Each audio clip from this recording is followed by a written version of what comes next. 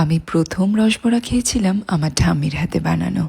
আমি আর আমার বাপি তো এখনো খুব ভালোবাসি। আমার মনে আছে আগের দিন রাতে বিউলির ডাল ভিজিয়ে রাখতো ঠাম্মি, আর পরের দিন শিলে একদম মিহি করে বেটে নিত। আমি যদিও মিক্সিতেই বেটেছি আর হ্যান্ড ব্লেন্ডার দিয়ে ভালো করে ফেটিয়ে নিয়েছি, ঠাম্মি কিন্তু হাত দিয়েই ফেটাতো। এরপর ওই ডাল বাটায় দিত সামান্য নুন আর মৌরি। আমার এক বন্ধুর কাছে জল খাবারের নলেন গুড়ের খুব সুনাম শুনেছিলাম, তাই এবারে চিনির বদলে নলেন গুড় আর পাটালি গুড় দিয়ে শিরাটা বানাবো। স্বাদ এবং গন্ধে ভরপুর এই দু রকমের গুড়কে জলে বেশ খানিক্ষণ ফুটিয়ে নিয়ে শিরা বানিয়ে নেব।